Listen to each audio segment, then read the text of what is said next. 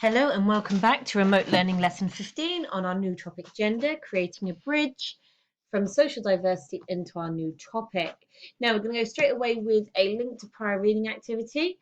Now here you've got a series of statements, views offered in text A, views offered in text B, all that relate to this idea of what views about women's language have been offered so far.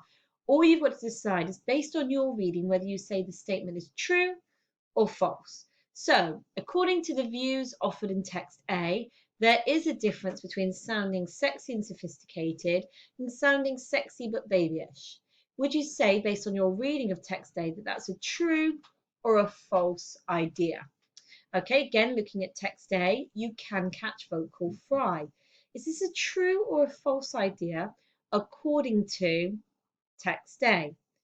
Okay, vocal fry, uptalk and fillers means you are immature and stupid. Is that true or false? Now, your true and false decision at this point, quick disclaimer, is it your opinion at this stage? This is based on the views offered in text A, okay? But there might be some here that are meant to trick you with your reading by zooming in on some little language features, but just decide, is that true or false? There is more than one reason why women change how they speak. True or false? Lake Bell is more credible than Carmen Fort. Is that true or false? Then from text B, would you say it's true or false? The view of the writer in text B is that the only way to reclaim power is to change the way young women talk. Is the writer heartbroken? Vocal fry is a destructive speech pattern. Is that true or false? Matriarchy is inventive and powerful women are being creative and bringing women down. True or false? Women who use vocal fry definitely are less competent, less educated, less hireable, and less educated. True or false? So I'm just going to give you a minute. Press pause. Sorry, did I say a minute? Sorry, press pause. Take as long as you need, and then we're going to look at our answers together, okay? Brilliant. Okay, right. I hope you had a little think. It gave you a quick chance to scan back over your notes from what we've been reading. So there is a difference between sounding sexy and sophisticated and sounding sexy but babyish.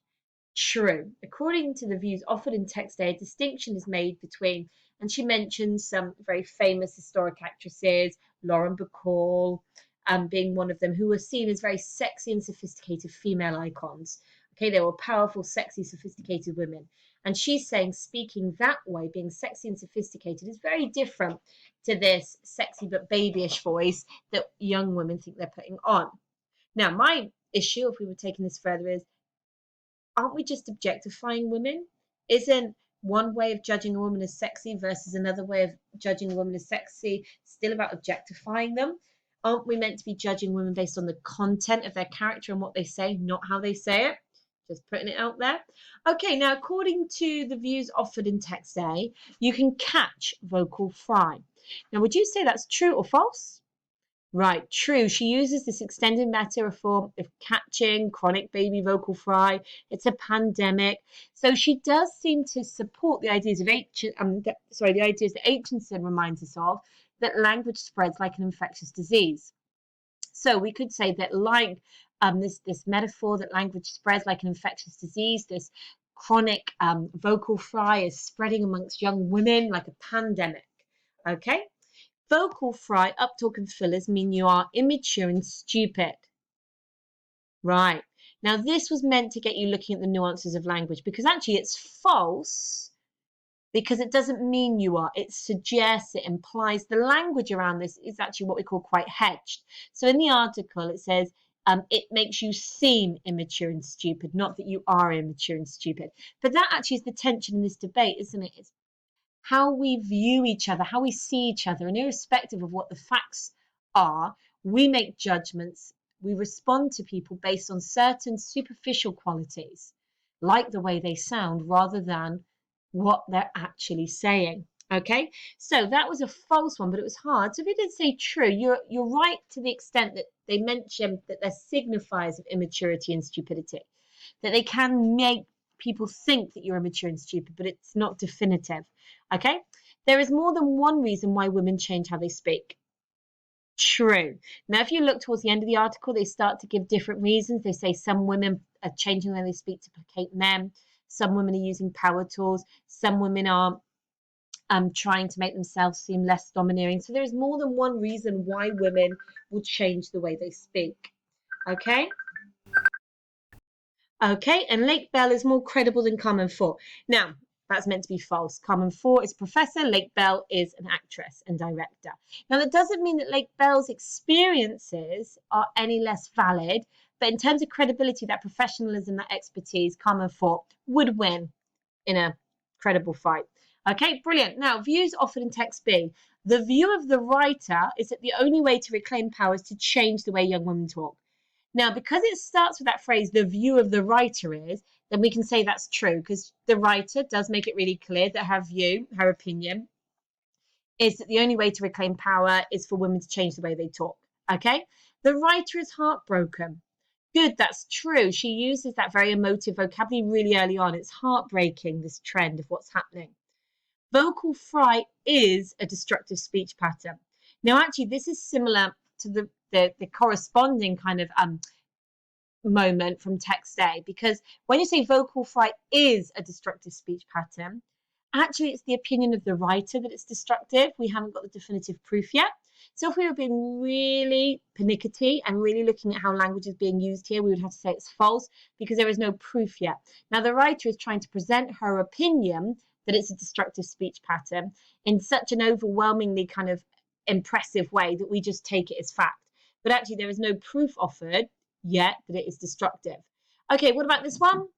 Good, you saw it. It's definitely false because I've switched up matriarchy for patriarchy. Okay, in the text B, patriarchy is inventive. Powerful men are being creative and bringing women down. Okay, so from a feminist perspective, the writer Wolf is implicating men have a role in this, that somehow patriarchy is inventive and it does things to women. So that one is false. And women who use vocal fry definitely are less competent, less educated, less hireable, less educated. We've got to say false because it says this word definitely, and we don't have that in this article. It's suggested by a study. Now, what I want to illustrate is that sometimes what writers put forward as views, we have to, particularly if we're aiming for those B's and those A grades, guys, in this final exam, get used to really looking at the nuances around language. Although the writer suggests, it could be suggested that vocal fry is a destructive speech pattern. However, really, that's the opinion of the writer. So practicing these true or false moments is a really good way to zoom in on the nuances of language. Okay, so what we're going to look at today is the rest of the article, and that should be us for the week. Okay, so we are looking at the continuation of this article. Okay, we've on the paragraph beginning vocal fry, guys. So if you just like to make sure you've got your article up, and we're going to look at this bit together. Vocal fry is the guttural growl at the back of the throat, as a valley girl might sound if she'd been shouting herself hoarse at a rave all night. The less charitable refer to it privately as painfully nasal, and to young women in conversation sounding like ducks quacking. Vocal fry has joined more traditional young women voice mannerisms such as run-ons, breathiness, and the dreaded question marks in sentences, known by linguists as uptalk, to undermine these women's authority in newly distinctive ways. Slate notes that older men, i.e. those in power over young women, find it intensely annoying. One study by a deeply annoyed professor found that young women use uptalk to seek to hold the floor. But does cordially hating these speech patterns automatically mean you're anti-feminist? Okay, so although the question mark kind of leaves us like we want to read on, we are just going to pause here. Okay, so here we go. What simile is used to describe vocal fry in the opening sentence? So our writer is using some figurative language. So can you spot the simile? What other references reinforce a critical representation of vocal fry? So what other, sorry, I apologize for the typo. What other references are reinforcing a critical representation of vocal fry? So what other words or phrases show we're criticizing vocal fry? What do you, okay, can you list the voice mannerisms associated with young women? What is the impact of these mannerisms?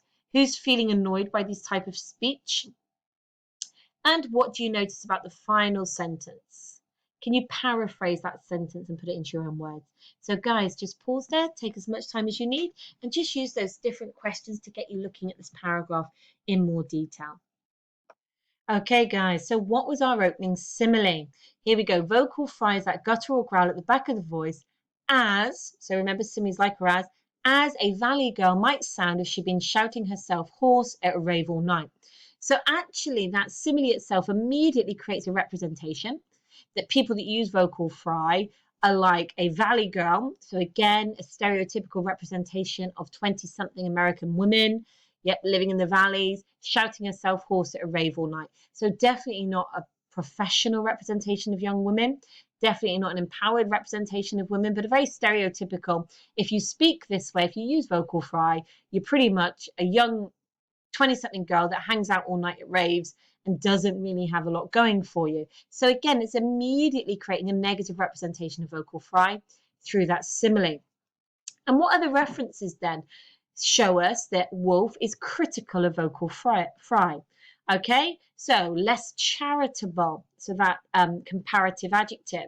The less charitable referred to it privately as painfully nasal. So we've got painfully nasal, that adverb painfully. You know, there's something about this voice is painful. Another verb, sounding like ducks quacking. And then you've got that lovely cohesive link back to the illustration. I mentioned that at the beginning. Look at the picture again, guys. She's got a duck coming out of her mouth. It's quite a clever image, really. But it's still that negative representation.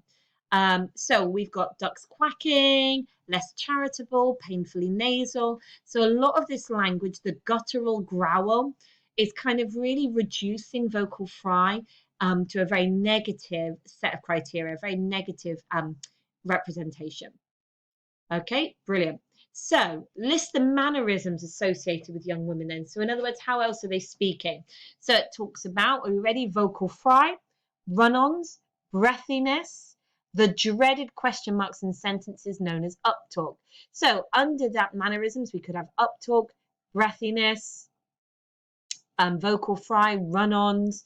So these are all kind of like a critique of the way young women speak that is negative, okay? And these mannerisms are being associated with young women, but in a negative way. So that could lead us in nicely into the next question. What's the impact of these mannerisms? Okay, it says undermine these women's authority. So the problem with these mannerisms, the problem with the way these women are talking is that it's undermining their authority. So again, we've got that lovely cyclical link back, taking us back towards our headline and our stand first, this idea of reclaiming power, of giving up power, that women are disempowering themselves by the way they speak. So this is a really strong challenge to vocal fry. This writer, Woolf, is clearly advocating a departure from this way of speaking. Okay, but interestingly, who feels annoyed by this type of speech? So actually, okay, she does, but does she mention anybody else? Right, we've got older men and professors. So we've got again, older men, that reminder that it's the patriarchy that are criticizing this way of speech and creating this attitude towards this speech that it's annoying, that seems to have filtered into the opinions of others. I like the deeply annoyed professor. No disclosure of name, age, gender. This could just be a deeply annoyed professor of ... But as soon as we've got professor, we're already being manipulated, positioned to think, well, they're a credible professor. It's their, they must be educated, a bit of an expert in their field. So therefore, if they're annoyed by it, goodness gracious. Okay. And now this is interesting because she does end this paragraph with a question, which creates a really nice cohesive link into the next paragraph. But does hating these speech patterns, so we're thinking about paraphrase here, automatically mean you're anti-feminist? So in other words, if we're going to dislike the way young women are speaking, if we're going to criticize their speech, is it going to make you an anti-feminist? So what she's recognizing here is what we call the counter argument. She's already anticipating that people are going to be going, you're a feminist and you're knocking women. You're a feminist, Naomi Wolf, and you're meant to be about empowering women, promoting women, advocating women, and here you are knocking the way they speak. So she's already anticipating that what she's saying is maybe inflammatory and likely to be a bit controversial. So this question is a kind of like a hinge moment where she's saying, without saying it, I know you're going to be thinking that I'm knocking women, that I'm therefore anti-feminist, but is that the case? So it's this lovely question.